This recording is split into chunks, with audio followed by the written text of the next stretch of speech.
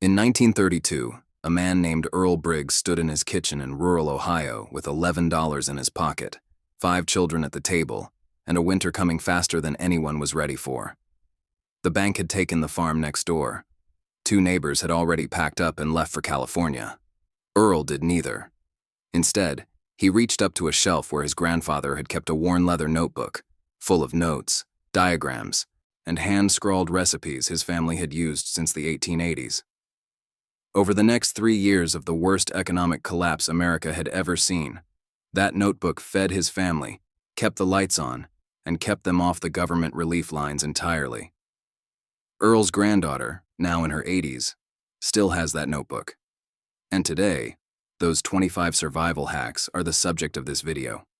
Techniques so practical, so ingenious, and in one case so controversial that modern nutritionists and preppers alike have been debating them for years. Number 14 on this list was actually banned in certain states during World War II. Number 7 will make you rethink every grocery trip you've made in the last decade. And number 1, the single most powerful survival strategy Great Depression families used, is something almost no American family practices today, and experts say losing it has cost us more than any recession ever could. If this is your first time here and you want more content about the lost knowledge of our grandparents and great-grandparents, hit subscribe right now because we put out new videos every week. Let's start with number 25. Number 25 was something every Depression-era household did without thinking twice, and yet it's almost completely gone today. Saving cooking fat in a tin can by the stove. Every time bacon was cooked, every time a chicken was roasted, every time anything fatty hit a cast iron pan, the rendered grease was carefully poured off and stored in a metal coffee can with a lid. That fat became the cooking medium for the next 10 meals. It flavored beans, fried eggs, seasoned cornbread, and waterproofed leather boots in a pinch. Families during the Depression understood that fat was not waste. Fat was currency. A full can of bacon grease by the stove meant your family would eat flavorfully even when the pantry was nearly empty. Today, we toss it down the drain without a second thought. Number 24 was mending before replacing. This sounds almost too obvious to mention, but the depth to which Depression families took it would stun most modern Americans. A pair of work pants was not replaced when the knees wore through. They were patched with fabric cut from an older, more worn pair.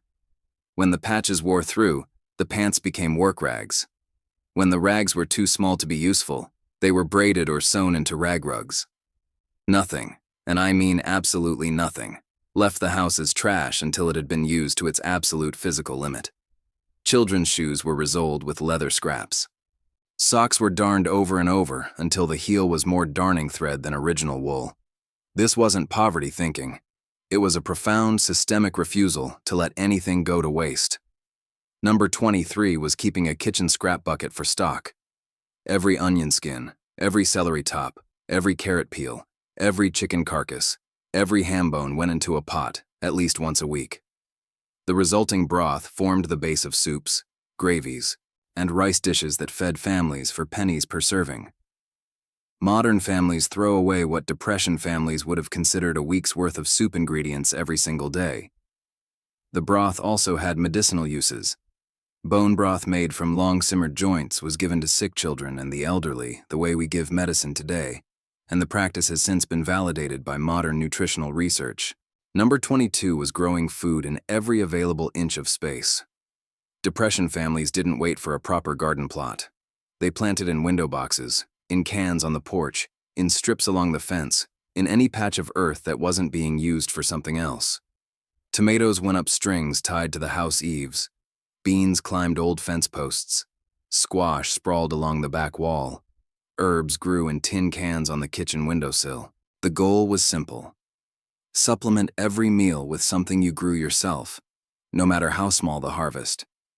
A single tomato plant could add nutrition and flavor to dozens of meals across a summer. 2 rows of green beans could mean the difference between a filling supper and going to bed hungry. Number 21 was making everything from scratch, especially bread. Packaged bread cost money. Flour, water, salt, and yeast or sourdough starter cost a fraction of that. And families who baked their own bread every 2 or 3 days ate better and cheaper than those who bought it. Depression housewives kept sourdough starters alive for years, passing them between neighbors and family members like heirlooms.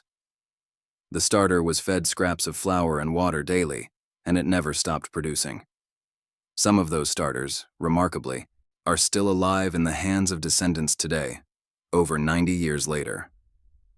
Number 20 was using every part of an animal. When a family raised or slaughtered a pig, a chicken, or a cow, they used every single part. Organs were eaten first because they spoiled fastest. Fat was rendered into lard for cooking and baking. Bones were cracked for marrow and then boiled for stock. Feet, ears, skin, and tails all went into head cheese, scrapple, or slow-simmered stews. Intestines were cleaned and used as sausage casings. Nothing was discarded. The concept of the whole animal philosophy that modern farm-to-table chefs celebrate today is simply what every American family did as a matter of survival 80 years ago. Number 19 was trading with neighbors instead of shopping. Depression communities ran informal barter economies that operated completely outside the cash system.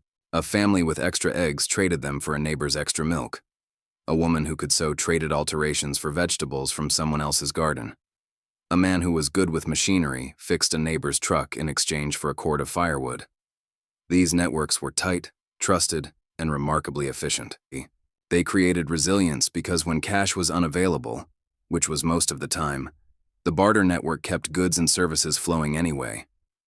If you have a skill or a surplus of something today, you already have the foundation of this system. Number 18 was foraging wild food. This one surprises modern Americans more than almost any other item on this list, but Depression families in rural and even semi-urban areas regularly supplemented their diets with food gathered from fields, roadsides, and forests. Dandelion greens were eaten in salads and sautéed in lard. Pokeweed, if prepared correctly, was a table green.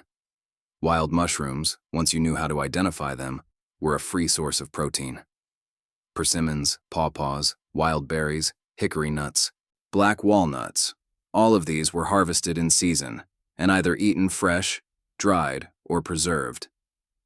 Families knew their local landscape the way we know our grocery stores, which plants were edible, which were dangerous, when things came into season, and where the best patches grew. Tell us in the comments, did your grandparents or great-grandparents ever talk about foraging wild food? We read every single comment on this channel. Number 17 was repairing appliances and tools rather than replacing them. In the Depression, if a kerosene lamp broke, you fixed the wick mount with wire. If a plow blade cracked, you had it welded or patched. If a hand pump failed, you took it apart on the kitchen table and figured out what was wrong with the leather seal. The mentality was, if it broke, it can be fixed, and fixing it is always cheaper than replacing it. Men and women both learned basic repair skills: soldering, leatherworking, basic blacksmithing, patching rubber. Because calling a repairman cost money, and money was what you didn't have. This was not helplessness. This was mastery. Number 16 was preserving food constantly, not seasonally. Today, people think of canning and preserving as a fall activity. You put up tomatoes in August, make jam in July, and that's about it. Depression families preserved year-round, constantly, and with remarkable variety. Winter squash was cellared in cool, dry rooms. Root vegetables were packed in sand or sawdust to stay fresh for months. Apples were sliced and dried on screens in the sun. Green beans were fermented in crocks. Corn was dried and ground into meal. Cabbage was salted into sauerkraut. The family pantry was essentially a year-round project, always being added to, always being drawn down, always being replenished. A well-stocked root cellar was worth more than money in the bank during hard times. Number 15 was making do with homemade medicine and home remedies for everyday ailments. This isn't about ignoring serious illness. Depression families sought doctors when it was truly necessary. But for coughs, colds, skin infections, digestive trouble, and minor injuries, they relied on what they had on hand.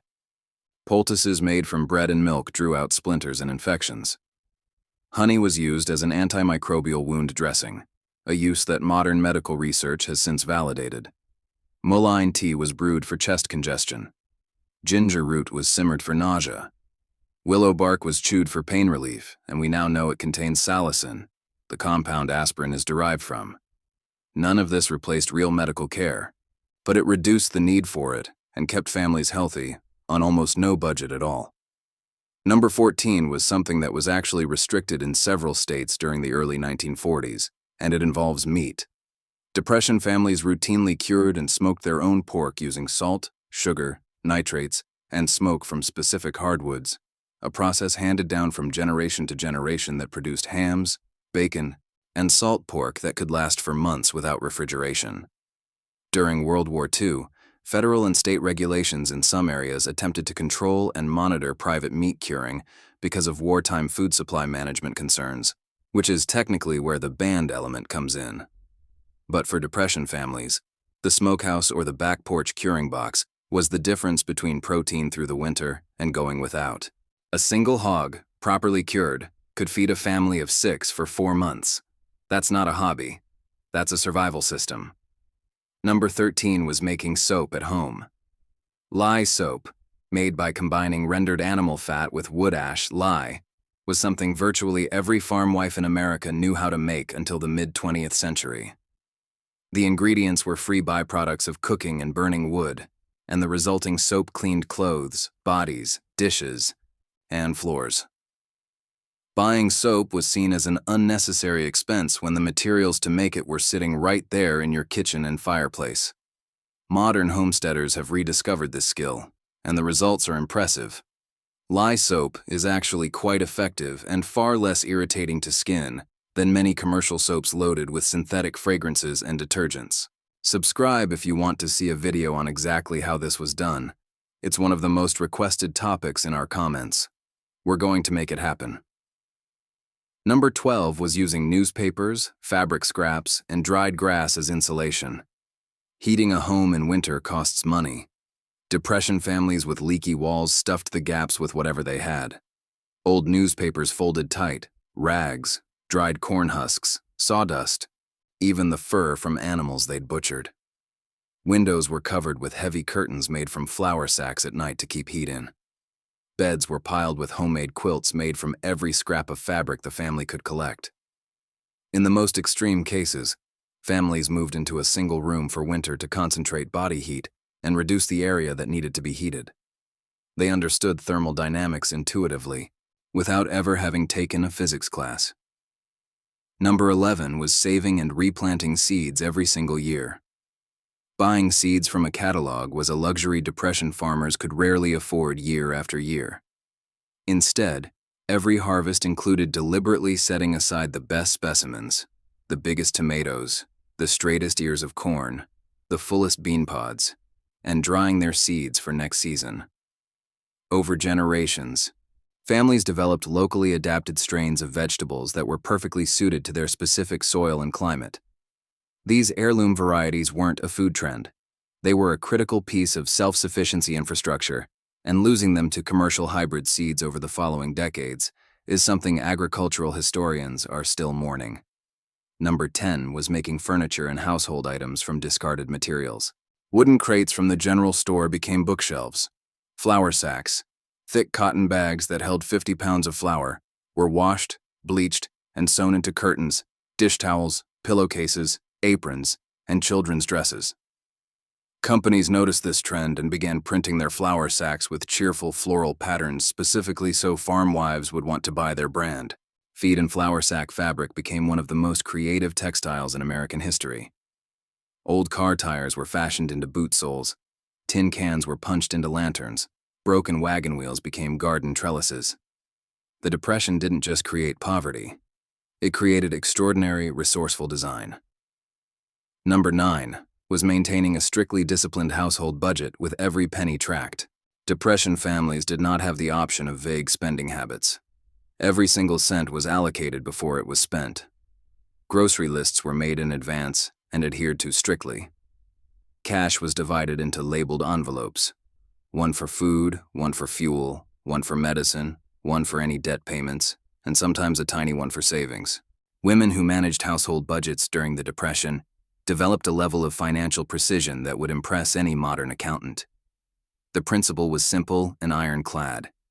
If you didn't have the money in the envelope, you did not buy the thing. There was no other option, because credit didn't exist for ordinary families the way it does today. Number 8 was rainwater collection and water conservation.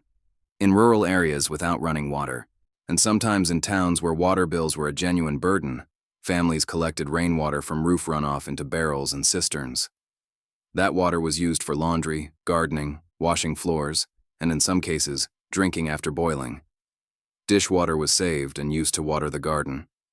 Bathwater was shared, the youngest children bathing in water already used by older siblings and adults, then the same water sometimes used to scrub floors. Every drop was considered a resource. The Depression-era understanding of water as something precious and finite is something that most modern households have completely lost. Number 7 is the one that will genuinely make you rethink how you shop today. Depression families shopped in reverse, meaning they did not go to the store and buy what sounded good for dinner. They looked at what they already had, and then they built their meals from that. The menu was designed around the pantry, not the other way around. This single mental shift, deciding what you want and then buying ingredients for it, versus looking at what you have and then making something great from it, is responsible for enormous amounts of modern food waste. The USDA estimates that American families today throw away between 30% and 40% of the food they purchase. Depression families threw away essentially zero. The switch in thinking is entirely free to make, and the savings are immediate and significant. Number 6 was keeping small livestock even on tiny properties. Chickens were kept in town yards, on narrow city lots, in alleyways, anywhere there was space to scratch. A small flock of 6 hens could produce 30 to 40 eggs a week. 2 rabbits could be bred into a reliable meat supply with minimal feed cost. A single goat could supply a family with milk, butter, and soft cheese. Even in cities during the Depression, urban chicken keeping was common and largely tolerated because the need was obvious. Depression families understood that having even one producing animal changed the food mathematics of a household dramatically. Number 5 was learning to cook the unpopular cuts.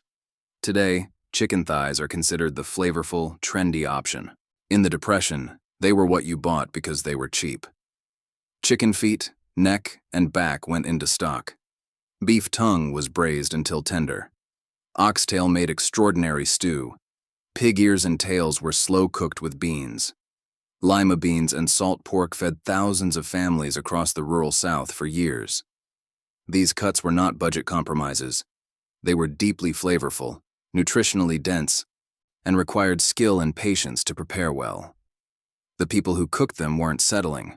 They were cooking better, more thoughtfully, and with more culinary intelligence than most of us manage today with a fully stocked pantry. Number 4 was cooperative community action. When a family couldn't make it alone, the community filled the gap. Barn raisings, communal harvests, organized canning bees where neighborhood women gathered to put up food together and share the results. These weren't just social events. They were functional survival infrastructure. A woman who couldn't afford enough mason jars could bring her produce to a canning bee and leave with a share of the preserved food. A farmer who was sick at harvest time would find his neighbors working his fields so his crop wouldn't rot. This reciprocal, neighbor-to-neighbor safety net operated far more efficiently and humanely than many of the government relief programs that were simultaneously being organized. Community was not optional. It was the mechanism by which ordinary people survived extraordinary circumstances. Number 3 was education through doing. Depression children didn't learn about farming, cooking, repair, and household management from books or videos. They learned by working alongside adults from the earliest age they were physically capable. A 5-year-old gathered eggs and watched the garden for insects. A 7-year-old helped churn butter and stir jam. A 10-year-old could slaughter a chicken, pluck it, and help cut it up. A 12-year-old could drive the team to the far field. By the time a Depression-era child was 16, they possessed a working mastery of dozens of practical skills that kept families alive. This was not child labor in the exploitative sense. It was the transmission of critical, life-sustaining knowledge across generations through direct, hands-on participation. Number 2 was radical mental and emotional resilience. This one isn't a technique in the traditional sense. It's a posture toward hardship that depression families cultivated out of sheer necessity. Complaining about difficulty was considered not just unproductive, but genuinely dangerous to morale, and morale was a survival resource. Instead, hard times were reframed constantly. The dinner table conversation after a bad harvest wasn't about what was lost, but about what was still there. Gratitude was practiced as a discipline, not a sentiment. Humor was preserved fiercely. Depression families told jokes, played music, held dances in barn floors with no money and no electricity, and found joy with a deliberateness that bordered on defiance. They understood, in a way we have largely forgotten, that the mind is a survival tool as essential as any physical resource. And that brings us to number 1, the single most powerful survival strategy Great Depression families employed, and the one that has most completely disappeared from modern American life. It was the deep, generational, multi-skilled household. Not just a nuclear family in a house, not just 2 parents and children, but a household in the full, original sense of the word. A unit of production, not just consumption. In Depression-era households, grandparents, parents, children, and often an aunt, uncle, or cousin all lived under the same roof or within walking distance. And each person had a role in keeping the household functioning. Grandmothers managed food preservation and childcare. Grandfathers maintained tools and managed the larger property decisions. Fathers handled the heaviest physical labor. Mothers orchestrated the daily domestic economy, the budgeting, the cooking, the sewing, the medicine. Older children taught younger children. Teenagers learned adult skills by working alongside adults. Nobody was idle. Nobody was redundant. Nobody was a burden in a system designed to use everyone's capacities. This household was, in economic terms, extraordinarily efficient. The distributed knowledge across 3 generations meant that when one person was sick or gone, others already knew how to do the work. Skills did not disappear when one person died. The younger generation had already learned by watching and doing, and they would pass what they knew to the generation behind them. The loss of this model, replaced by isolated nuclear families, then by isolated individuals, each fully dependent on the market economy for everything from food to childcare to emotional support, is, arguably, the deepest form of dependence that has developed in American life.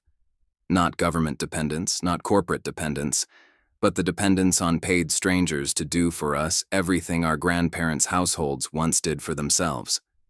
Rebuilding even a fraction of this, sharing skills with your children, staying connected to aging family members, choosing proximity over separation, is not nostalgia. It is one of the most practical, resilient, and meaningful things any American family can do right now. So there you have it. 25 Great Depression survival hacks from the families who lived it, survived it, and passed the knowledge down. Which one hit you the hardest? Which one are you already doing or thinking about starting? Drop a comment right now. We read every single one, and some of your comments from previous videos have actually become the topics of future episodes. If you want to see more content like this, lost skills, ancestral knowledge, the practical wisdom our great-grandparents carried, and that we are only now beginning to recover, subscribe and hit the bell so you don't miss what's coming next. The knowledge is still out there. It's still in old notebooks on dusty shelves, in the memories of people who are getting older every day. Our job is to find it, record it, and make sure it doesn't disappear. See you in the next one.